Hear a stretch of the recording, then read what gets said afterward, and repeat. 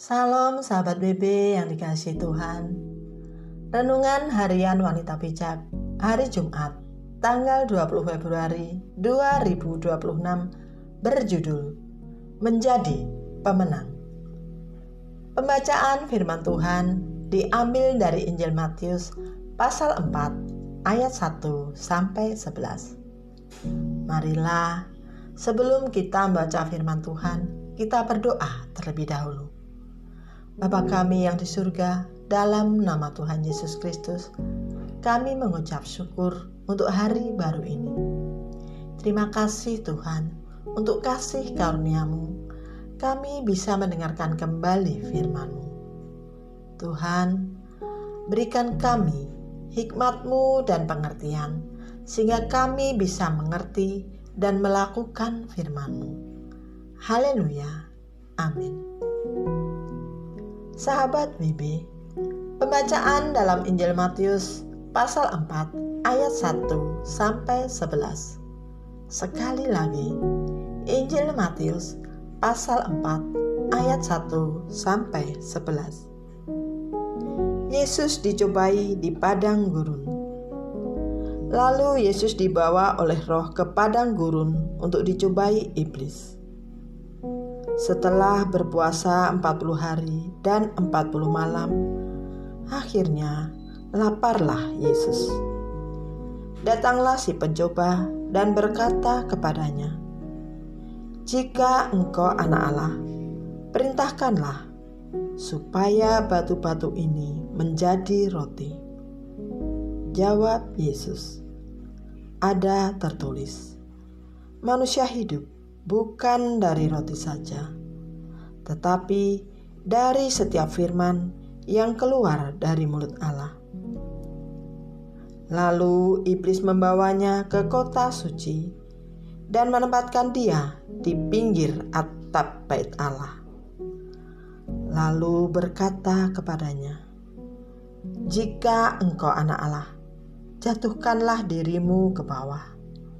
Sebab ada tertulis mengenai engkau, Ia akan memerintahkan malaikat-malaikatnya, dan mereka akan menatang engkau di atas tangannya, supaya kakimu jangan terantuk pada batu."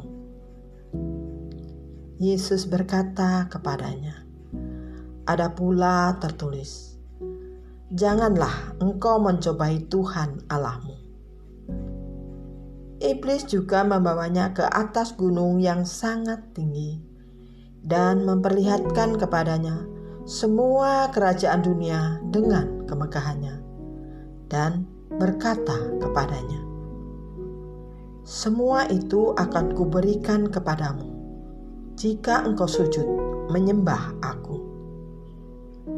Lalu berkatalah Yesus kepadanya, "Enyahlah iblis, sebab ada tertulis, engkau harus menyembah Tuhan Allahmu, dan hanya kepada Dia sajalah engkau beribadah."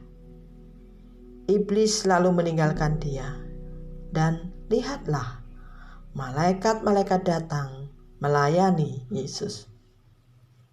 Demikianlah sabda Tuhan. Berbahagialah setiap kita yang mendengar, merenungkan, dan melakukannya. Haleluya. Amin.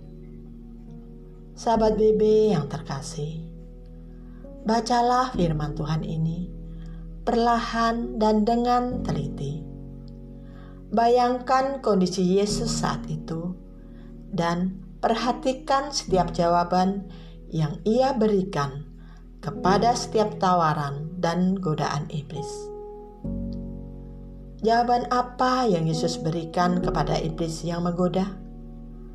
Ada di ayat 4. Lihat jawaban tegas Yesus di ayat 10. Dan apa respon iblis terhadap jawaban itu? Ada di ayat 11. Apa kunci kemenangan Yesus saat menghadapi godaan?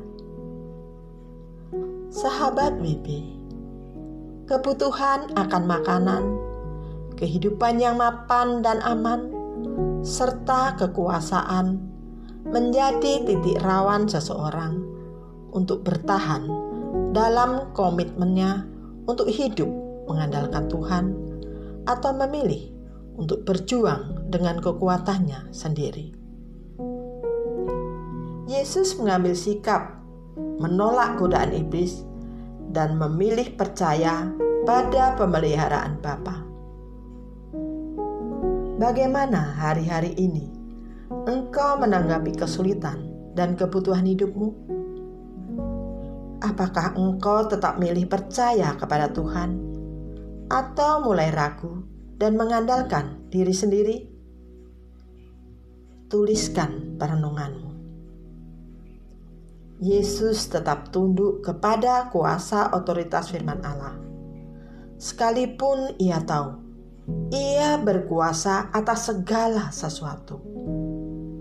Dia bukan tunduk kepada keinginan iblis maupun keinginan dirinya sendiri. Seberapa sering engkau menjadikan firman Allah sebagai kekuatanmu untuk melawan godaan, baik dari dalam diri sendiri maupun dari si jahat? Belajar dari teladan Yesus ketika menghadapi godaan.